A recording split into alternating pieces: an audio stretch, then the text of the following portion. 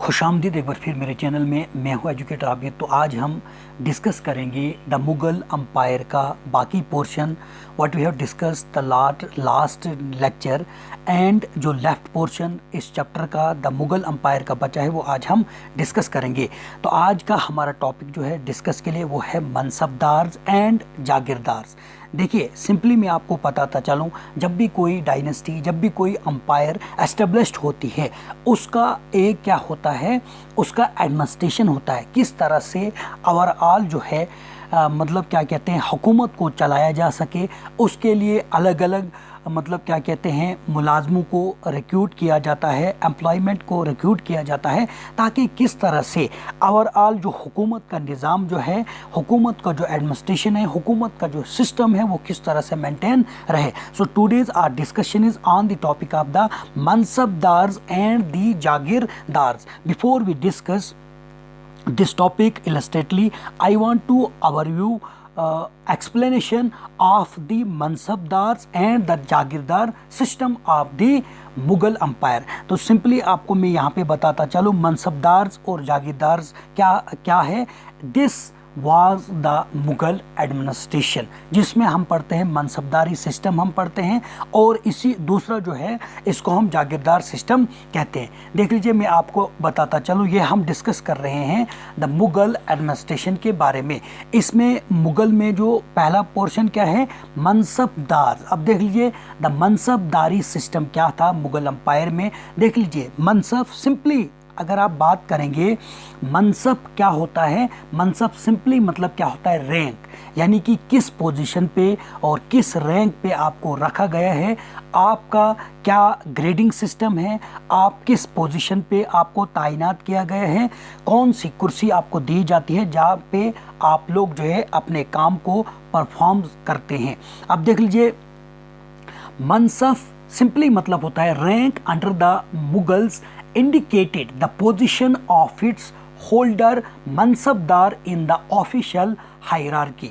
अब सिंपली जो है मनसबदार का मतलब क्या होता है, रैंक होता है। ये इंडिकेट करता है उस पोजीशन को, उस होल्डर को, उस मनसबदार को जो हायरार्किकली, यानी कि कौन पहले, मतलब अगर हम क्लर्क का काम क्या है, पियान का काम क्या है, इसी तरह से मनसबदार सिस्टम भी क्या था, रैंक सिस्टम किस में था, मुग़ल एडमिनिस्ट्रेशन में था। It also fixed his pay and the number of troopers with horses and equipment to be maintain by him. अब देख लीजिए, इसमें क्या है, उसी तरह से उसको जो है घोड़ों का जो ट्रूप होता था, उसके ऊपर कितने घोड़े आपके अंडर हैं, कितने आदमी आपके अंडर हैं, कौन से इक्विपमेंट आपके अंडर हैं, ओवरऑल मेंटेनेंस उसको जो है रखनी पड़ती थी। किसको, मनसबदार को। सिंपली मनसब मतलब क्या होता है, रैंक। अब देख लीजिए, सिंपली अगर आजकल के हम दौर में बात करेंगे, जो भी एम्प्लॉयमेंट होते हैं उनको प्रमोट किया जाता है, उनको प्रमोशन दी जाती है। What does it mean, promotion का मतलब होता है the change of position, the change of position and accountability उसको बढ़ती है, उसको रिस्पॉन्सिबिलिटी बढ़ती है, उसको जो है मतलब ओवरऑल जो भी सिस्टम है उसको ज़्यादा उसको जो है मतलब जो है रिस्पॉन्सिबिलिटी निभानी पड़ती है। तो इसी तरह से मनसबदारी सिस्टम क्या था, the mansab system under the Mughals was a system in which the civil and military administration were all ruled into one complex whole। तो पूरी तरह से मनसबदारी में क्या था, जो मिलिट्री सिस्टम था या सिविल सिस्टम जो था वो रूल्ड करा जाता था कम्प्लेक्स होल, मतलब पूरी अच्छी तरह से जो है पूरा इसको जो है किस तरह से कंट्रोल किया जाता था अंडर द सिस्टम, यानी कि मनसबदारी सिस्टम में under the system mansabs ranks in terms of numbers were assigned to nobles and commanders who were also placed in important administrative position. इसमें मतलब नोबल्स होते थे, उनको असाइंड करा जाता था, उनको काम दिया जाता था, उनको रैंक जब बढ़ाया जाता था, उसमें कमांडर्स होते हैं और अलग अलग एडमिनिस्ट्रेटिव पोजीशन उनको जो है खुसूसी तौर पर उनको दी जाती थी। Thus the Mughal mansab system included all public services such as military, civil and financial, यानी कि ओवरऑल सिस्टम जो था मनसबदारी सिस्टम में वो जो है मतलब ओवरऑल जो है एडमिनिस्ट्रेटर को, ओवरऑल जो है मनसबदार को वो निभाना पड़ता था। अब देख लीजिए मेन फीचर्स अगर हम बात करेंगे अंडर अकबर सफर के दौरान में एक था दाग एंड चेहरा। अब देख लीजिए, अभी हम आपके टॉपिक में यही भी डिस्कस करेंगे।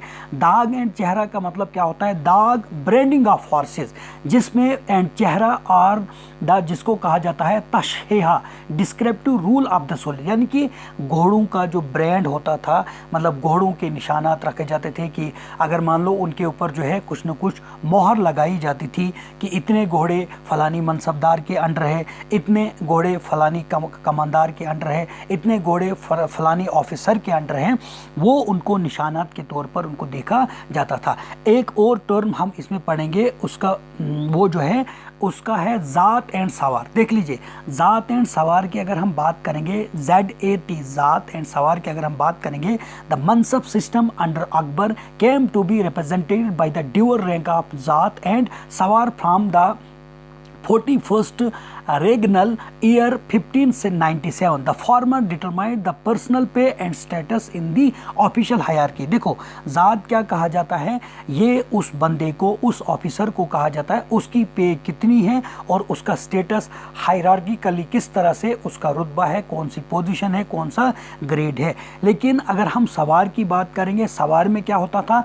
नंबर ऑफ हॉर्समैन उसके अंडर, उनका ओवरऑल मेंटेनेंस किस तरह रखता है और उनकी सैलरी को किस तरह से वो हॉर्समैन की सैलरी को जो है वो रखता है। अब देख लीजिए, ज़ात की अगर हम बात करेंगे, ज़ात में क्या होता था?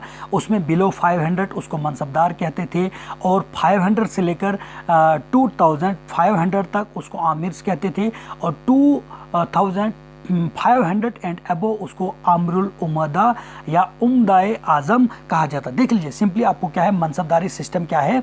Simply you should be understand that mansabdar are a rank under the Mughals indicate the position of its holders mansabdar in the official hierarchy. It is also fixed his pay and the number of troopers with horses and equipment to be maintained by him. The mansab system under the Mughals was a system in which the civil and military administration were all ruled into one complex whole. Under the system, mansab ranks in terms of numbers were assigned to nobles and commanders who were also placed in important administrative position.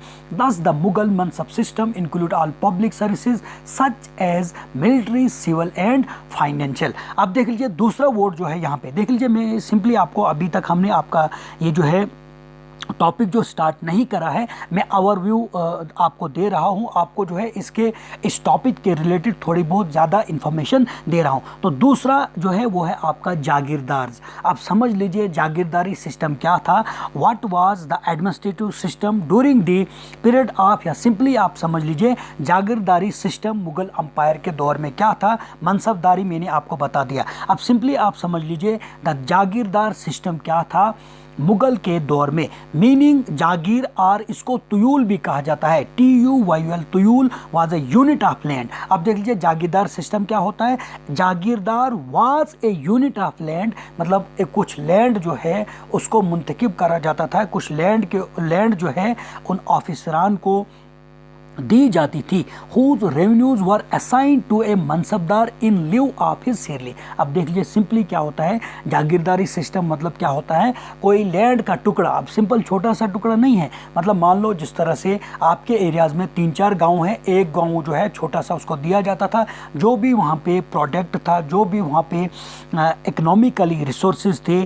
चाहे आप करेंगे सोना चांदी की बात करेंगे, तेल की बात करेंगे, जो भी वहाँ से मतलब वहाँ से निकलता था उसको जो है ओवरऑल मेंटेनेंस, जो भी उसकी फौज होती थी, जो भी ऑफिसरान होती थी, मनसबदार को वो जो ऑफिसर वहाँ पे अपॉइंट किया जाता था, मनसबदार अपॉइंट किया जाता था, उसको सैलरी के बदले ओवरऑल एक्सपेंडिचर जो भी उसको मेंटेनेंस के लिए लगता था वो उसको एज ए जागीरदार, जो भी वहाँ पे अगर मान लो खेती बाड़ी कर रहे हैं, खेती बाड़ी वहाँ पे होती है, कोई जो है मिनरल्स वहाँ पे निकलते हैं, उसी तरह से मतलब मान लो कोई इस तरह का जो है इकोनॉमिकल रिसोर्सेज वो ओवरऑल वही उसको जो है तनख्वाह के बजाय उसको दिया जाता था।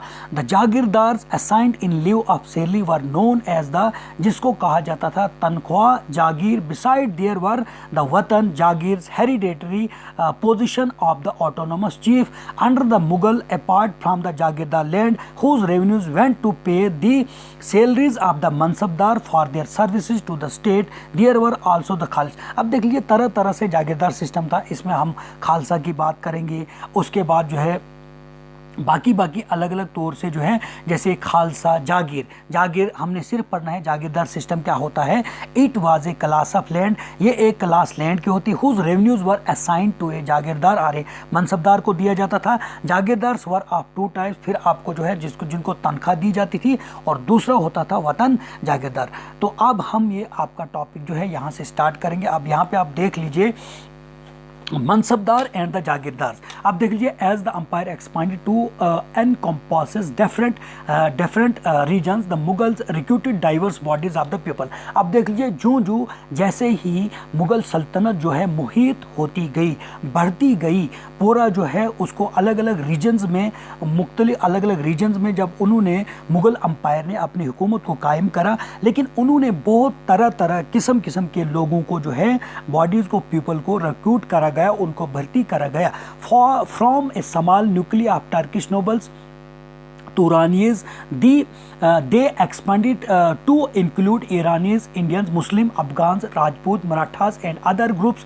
Those who joined Mughal service were enrolled as a mansabdar. अब देख लीजिए सिंपली तौर पर आप यही समझ लीजिए कि जब मुगल अंपायर जब बढ़ गई तो उन्होंने उसको मेंटेनेंस करने के लिए उन्होंने बहुत सारे लोगों को जो है रिक्रूट करा गया। ओवरऑल जो भी कम्युनिटीज़ यहाँ पे पाई जाती थी, चाहे वो ईरानियंस थे, इंडियंस थे, अफगान्स थे, राजपूत थे, मराठास थे, उनको जो है उन्होंने अपॉइंट करा, उनको नौकरियां दी गई। Those who were joined for Mughal services, जो मुगल सर्विस के लिए ज्वाइन होना चाहते थे, और उनको जो है मनसबदार बनाया गया। The term mansabdar refer to an individual who hold a mansab meaning a position or a rank. Simply आप देख लीजिए कि मनसबदार का मतलब क्या होता है, वो इंसान, वो शख्स जो होल्ड करता है मनसब को, कुर्सी को, रुतबे को, स्टेटस को, जिसका मतलब होता है पोजीशन आर ए रैंक, यानी कि रिक्रूटमेंट किया जाता है, ये क्लर्क है, ये ऑफिसर है, या ये किस पोस्ट पे है, वो उसको जो है रिक्रूट किया गया, उसको हम मनसब कहते हैं। It was A grading system, ये ग्रेडिंग सिस्टम था, तरतीबवार, मतलब क्लर्क होता है, उसके बाद पियान की पोस्ट क्या है, ऑफिसर की क्या है, उसी तरह से grading system used by the Mughal to fix. पहले था रैंक उनको क्या था, उसके बाद सैलरी भी उनको ज़्यादा होगी, मिलिट्री रिस्पॉन्सिबिलिटीज़ क्या थी, rank and salary were determined by numerical value called ज़ात। अब मैंने आपको पहले बता दिया कि ज़ात का सिंपली मतलब क्या होता है, कि ज़ात जो था, ज़ात का सिंपली मतलब क्या होता है, ज़ात का सिंपली मतलब होता है मनसबदार जो होता है उसको जो है कितना पे उसको है और किस तरह से उसकी पोस्ट है, उसको ज़ात कहा जाता है। द हायर द ज़ात the more prestigious were the nobles position in court and the larger his salary. जितनी आपकी बड़ी पोस्ट है उतनी आपकी तनख्वाह ज़्यादा है, उतनी आपकी पोजीशन जो है ओवरऑल जो भी प्रेस्टिजियस है, रुतबा जो है वो ज़्यादा है। The mansabdar military responsibility required him to maintain a specified number of sawar or a cavalry man. अब यहाँ पे आप देख लीजिए, मैंने आपको बता दिया कि मनसबदार जो भी होते थे, जो भी रैंक जिनको पोजीशन दी जाती थी, जिनको प्रमोट किया जाता था, रिक्रूट किया जाता था, कौन सी उनकी पोस्ट है, उसमें सवार और कैवलरी मैन, जो भी घोड़सवार का जो मतलब जत्था होता था, घोड़सवार को कौन मतलब करेगा, और सवार। अभी मैंने आपको मैंने बताया था कि सवार क्या होता है। सवार आपने सिंपली समझना है, वो वाले the number of horseman to be maintain and salary of the, उनको कहा जाता है सवार। मतलब सवारी जो मतलब घोड़े सवारी, चाहे हाथी सवारी होगी या घोड़े सवारी होगी, तो वो जो सवार मतलब जो फौजी होते थे,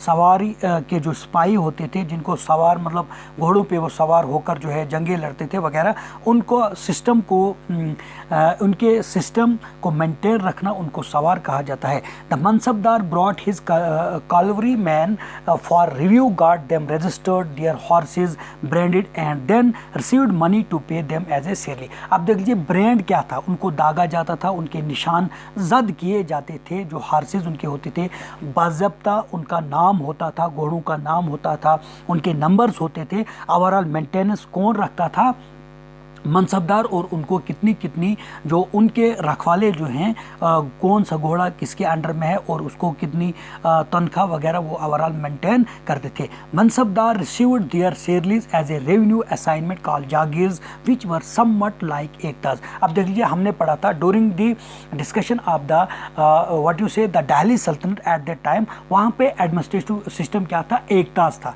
वहाँ पे मनसब को, वहाँ पे ऑफिसरान को, जो कमांडार्स होते थे या जो भी गवर्नर्स होते थे उनको क्या दिया जाता, एकता। एकता भी क्या था, it was a piece of a land. और जो वहाँ पे जो कुछ भी रेवेन्यू वहाँ पे निकलता था, इसी तरह से यहाँ पे क्या दिया जाता है, यहाँ पे जागीर्स दी जाती थी। जो मैंने आपको क्या बताया, जागीर्स क्या है, it was a class of land whose revenues were assigned to a jagirdar और द मनसबदार। तो वहाँ पे जो कुछ भी रेवेन्यू निकलता है, जो भी क्या कहते हैं, वहाँ से जो कुछ भी प्रोडक्ट हासिल होता है तो वो उसको क्या कहा जाता है, उसको क्या कहा जाता है, वही होता है जागीरदारी सिस्टम। बट अनलाइक मुक्तीज़, और जिस तरह से अगर हम दिल्ली सल्तनत की बात करेंगे, मुक्तीज़ कौन होते थे, ऑफिसरान होते थे, कमांडार होते थे, चीफ होते थे। लेकिन यहाँ पे most mansabdar did not actually reside in or administer their jagir. तो अक्सर मतलब मान लो कि हर किसी को वहाँ पे जागीर नहीं दी जाती थी, आदों का अपने वतन था। मैंने कहा था दो तरह के यहाँ पे क्या होते हैं, दो तरह के जागीरदार सिस्टम। एक होता था तनख्वाह जागीर, जिसको तनख्वाह दी जाती थी। दूसरा था वतन जागीर, जिसको वतन यानी कि पूरा ओवरऑल जो कुछ भी जगह होती थी, जिस तरह छोटे छोटे गांव या छोटे छोटे जगह इलाके, उनको जो है पूरी तरह से वही वहाँ पे हुकूमत करते थे। They only had right to the revenue of their assignment which was collected for them by their servants while they, अब देख लीजिए यहाँ पे क्या है, सिंपली तौर पर उनको असाइनमेंट दिया जाता, उनको वो हुकूक दिए जाते थे उसी जगह के काम जहाँ से वो रेवेन्यू को कलेक्ट करते थे।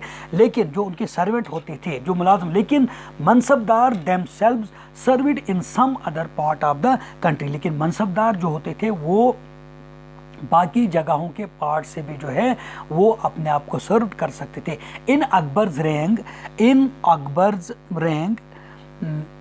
सॉरी, अब देख लीजिए यहाँ पे क्या है, in Akbar's rank these jagirs were carefully assessed so that their revenues were रफली equal to the salary of the mansabdar. अब अगर हम अकबर की बात करेंगे, एट द टाइम जो भी जागीरदार थे उनको जो है उनका रेवेन्यूज के तौर पर ही रफली तौर पर उनको वही सेरली दी जाती थी। लेकिन अगर हम औरंगजेब की बात करेंगे, औरंगजेब के दौर में क्या था, काफ़ी देर तक जो था कलेक्टेड किया जाता था रेवेन्यू को, और वही जो है कहीं कभार जो होता था कम हो जाता था, लेस देन द ग्रांटेड सम, जितना उनको दिया जाता था कहीं कभार कम हो जाता। There was also a huge increase in the number of mansabdar. तो काफ़ी, क्योंकि जैसे ही मनसबदार को बढ़ाया गया तो वहाँ से रेवेन्यू कम निकलता, उनकी तनख्वाहें जो है कम वगैरह होती थी, which meant a long wait before they received a jagir. तो काफ़ी वक्त के बाद उनको वो जागीर जो होती थी, वो लैंड का टुकड़ा जो है वो दिया जाता था। These and other factors created a shortage in the number of jagir. तो उसके अलावा बाकी सारे भी फैक्टर थे जो जागीरदार के नंबर में शॉर्टेज आ गई। As a result many jagirdar try to extracted as much revenue as possible while they had a jagir. Aurangzeb was unable to control these developments in the last year of his rank and the peasantry therefore suffered tremendously. अब देख लीजिए, अगर हम औरंगजेब की बात करेंगे, वो उसने पूरी तरह से जो मनसबदारी सिस्टम था पूरी तरह से ये मेंटेन नहीं, इसमें डेवलपमेंट नहीं, आखिरी दौर में अपनी बादशाह के दौर में नहीं कर पा रहा था। तो उसकी वजह से जो भी पेजेंट्री थे वो काफ़ी क्या कहते हैं, काफ़ी वो लोग जो थे सफ़र कर रहे थे। अब देख लीजिए यहाँ पे है ज़ाबत। अब देख लीजिए, सबसे हम डिस्कशन ही कर रहे हैं, हम कर रहे हैं मुग़ल सल्तनत के बारे में हम डिस्कशन कर रहे हैं। अब देख लीजिए यहाँ पे पहले हमने पढ़ा मनसबदारी सिस्टम क्या था, फिर हमने पढ़ा जागीरदारी सिस्टम क्या था, अब हम पढ़ रहे हैं ज़ाबत और ज़िम्मेदार क्या कहते हैं। अब देख लीजिए ज़ाब्ती सिस्टम क्या था, तो मैं आपको बताता हूँ। देख लीजिए ज़ाब्ती सिस्टम क्या था, इसको बंदोबस्त सिस्टम भी कहा जाता था। सिंपली आप समझ लीजिए रेवेन्यू मेजर्समेंट हम किस तरह करते थे, और रेवेन्यू यानी कि लैंड का ओवरऑल रेवेन्यू मेजर्स, जो कुछ भी लैंड से हम हासिल, उसको हम किस तरह से as a zabti, as a system, बंदोबस्त के तौर पर हम जो है पूरी तरह से मेंटेन करते थे।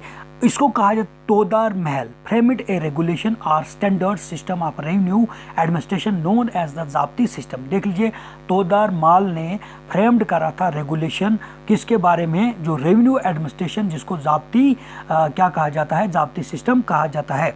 अंडर दिस सिस्टम, उसके सिस्टम में lands were accurately survived and a new jama was prepared. Todar Raja Todar Mal a Khatri founded the old Jama figure unreliable and hence collected correct figure from the Kanun goes, and in the 15 regnal year the new Jama came into force. The demand of the state was 1/3 of average produce. The settlement under the Zabti system was made directly with the cultivators. This system was applied from the Multan to the Bihar and in a large part of Rajputana, Malwa and Gujarat. Simply आप समझ लीजिए ज़ाब्ती system क्या होता था। ज़ाब्ती system जो होता था, कुछ रेगुलेशन तोडार माल ने फ्रेम करे थे या कुछ इस तरह के स्टैंडर्ड बनाए जाते थे जिसमें रेवेन्यू सिस्टम को जो है पूरी तरह से मेंटेन किया जाता है। उसी को कहा जाता है, उसी को क्या कहा जाता है, ज़ाब्ती सिस्टम कहा जाता है। The main sources of income available to Mughal rulers was tax on the produce of the peasantry. अब देख लीजिए, अगर हम मुगल सल्तनत की अगर हम बात करेंगे, मुगल रूलर्स की अगर हम बात करेंगे, ओवरऑल जो भी मुग़ल सल्तनत की जो इनकम थी वो टैक्स पर थी और वो किन से वो वसूल करते थे, पेजेंट से करते थे, जो उनको जो है इनकम अवेलेबल थी। ओवरऑल जो भी इनकम थी या रेवेन्यू कहाँ से उनको आता था, पेजेंट से आता था। In most places peasants pay taxes through the rural elites, that is the headman और the local chieftain. The Mughals used one term zamindars to describe all intermediaries whether they were local headmen or of a village or powerful chieftain. अब simply यहाँ पे समझिए ज़ाब्ती system क्या था। It was the administration through which the revenue of the land was maintained. Simply आप ज़ाब्ती system क्या था, ये एक एडमिनिस्ट्रेशन बनाया गया था जिसके तहत जो है क्या कहते हैं, मतलब रेवेन्यू सिस्टम जो भी पेजेंट से जो भी कल्टीवेटर से, फार्मर से जो भी लगान हासिल किया जाता उसको मेंटेन करते थे। ज़ाब्ती सिस्टम एक बनाया गया था। या तो उसमें क्या होता है, जो हेडमैन होता है, जो नंबरदार, वही कलेक्ट करता था, या कोई सरदार वो करता था कलेक्ट, या जो जिम्मेदार वगैरह थे वही कलेक्ट करते थे। Akbar's revenue minister Todar Mal carried out a careful survey of crop yards, prices and areas cultivated for a 10 years period 1570 to 50। अब देख लीजिए, तोडार महल जो था एक मिनिस्टर था, रेवेन्यू मिनिस्टर था, जिसने ओवरऑल क्या है कुछ कानून व ज़वाबित बनाए थे किस तरह से हम कलेक्ट करेंगे, क्या कहते हैं, रेवेन्यू को। उसके on the basis of this data taxes was fixed on each crop in cash. अब देखिए पूरी तरह से उन्हें सर्वे किए गया, सर्वे के तहत कहाँ पे कितनी फसल उगाई जाती है, कहाँ पे किस तरह से फसल बनती है, उसका ओवरऑल जो है वो उन्होंने क्या करा था, ज़ाब्ती सिस्टम के तहत जो है पूरी तरह से उन्होंने रेवेन्यू को जो है मेंटेन कर रखा था। Each province was divided into revenue circles with its own schedule of revenue rates for individual crops. This revenue system was known as the zabti. और इसी रेवेन्यू सिस्टम को क्या कहा जाता है, कहाँ पे कितनी फसल उगाई जाती है, कहाँ पे कितना फसल, इसी को कहा जाता है ज़ाब्ती सिस्टम। तो सिंपली मैंने आपको क्या था, ज़ाब्ती सिस्टम ये एडमिनिस्ट्रेशन था जो ओवरऑल रेवेन्यू सिस्टम को मेंटेन रखता था। This revenue system was also known as zabt. It was prevalent in those areas where Mughals administrator could survey the land and keep very careful accounts. This was not possible in provinces, और ये possible नहीं था provinces में, and keep very careful accounts, this was not possible नहीं था उन areas में जहाँ पे provinces such as Gujarat and Bengal. तो अब बाकी जो भी सर्वे के अंडर मुगल एडमिनिस्ट्रेशन में रखे थे वहाँ पे जो है पूरी तौर पर इसका अकाउंट्स, इसका हिसाब किताब रखा जाता था रेवेन्यू का, लेकिन जो उनके प्रोविंसेस में सच एज गुजरात बंगाल नहीं था वो पूरी तरह से वो वहाँ का सिस्टम नहीं रख सकते थे। इन सम एरियाज द जिम्मेदार exercise a great deal of power. अब देख लीजिए कुछ एरियाज में जिम्मेदार जो थे, जो वहाँ पे खेती बाड़ी करते थे, वो ग्रेट डील करते थे power. The exploitation by Mughal administrator could drive them to rebellion. अब देख लीजिए जो नाजायज़ तौर पर जो है मुगल एम्पायर जो भी क्या कहते हैं जिम्मेदार जो थे, जो अपनी मतलब जिम्मेदार जो थे वो ओहदेदार जिनकी ज़मीनें अपनी थी या जो किराए वगैरह पे देते थे, इनको जब मुग़ल अम्पायर जो है एक्सप्लॉइट करने लगी तो वो उन्होंने क्या करा, the exploitation by Mughal administrator को ड्राइव देम टू रेबल, वो सरकश हो गए, वो उनके खिलाफ मुग़ल सल्तनत के मुग़ल अम्पायर के खिलाफ जो है बगावत करने लगे। Some time zamindars and peasants of them of the same caste allied in rebelling against the Mughal authority, और कहीं कहीं जगह पर क्या हो गया, जो सेम कास्ट के थे या सेम कास्ट के पेजेंट्स या ज़मींदार जो थे वो अलाइड, वो एक हो गए, इत्तेहाद हो गए, और उन्होंने मुग़ल सल्तनत और अथॉरिटी के खिलाफ जो है मतलब क्या कहते हैं बगावत शुरू कर दी। These peasants revolts challenge the stability of the Mughal empire from the end of the 17। अब देख लीजिए and of the 17th century जो था किस तरह से फिर जो है जैसे ही मतलब खाना जंगी या सिंपली आप कहे जब ज़्यादा टैक्स लिया जाने लगे, एक्सप्लॉटेशन ऑफ द टैक्स जो है रेवेन्यू मुग़ल अम्पायर करने लगी, तो किस तरह से उनको बाद में प्रॉब्लम आ गई। अब देख लीजिए एक क्लोजर लुक अकबर्स पॉलिसीज। अब देख लीजिए अकबर पॉलिसीज क्या क्या थी। The broad features of administration were laid down by Akbar and were elaborately discussed by the Abu Fazl in his book the Akbarnama, in particular in its last volume the Ain Akbari. अब देख लीजिए कुछ बुक्स लिखी गई है जिसको हम कहते हैं अकबरनामा एंड आईन अकबरी। इसको जो है अबू फजल ने लिखा था।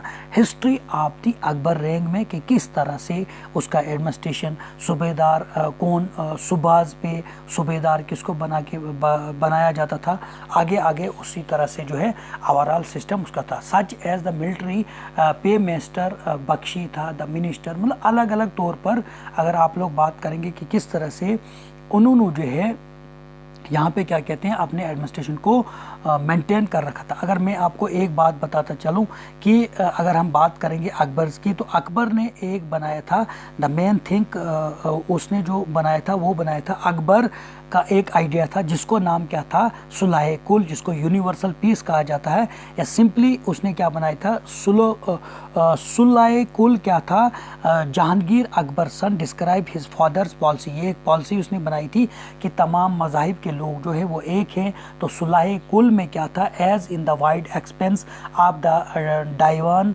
compensation there is room for all classes and the followers of all needs, so in his imperial dominance which on all sides were the limited only by the sea there was room for the professors of the opposite religious and यानी कि overall सुलह कुल क्या था, universal peace. इस तरह की एक जगह उसने जो है बनाई थी जहाँ पे जो है ओवरऑल क्रिश्चियन, ईसाई, हिंदू, मुस्लिम सब जो भी स्कॉलर थे वो डिस्कस करते थे। इन द एंड अगर आप देखेंगे यहाँ पे the Mughal empire in the 17th century and after, उसके बाद क्या रहती है, मुग़ल अम्पायर आखिरी 7वीं सदी में या 17th सेंचुरी में किस तरह से मुग़ल अम्पायर और उसके बाद किस तरह रहते थे। Administrative and military inefficiency of the Mughal empire lead to great economic and the commercial prosperity. International travellers describe it as the fabled land of the wealth but. अब देख लीजिए सिंपली अगर हम बात करेंगे तो हम बात करते हैं ग्रेट मुग़ल अम्पायर की बात करते हैं, ग्रेट मुग़ल अम्पायर किंग की बात, और उसके बाद जो लास्ट आपका क्या है वो आपका रहता है किस तरह से downfall of the Mughal empire later period में होता है।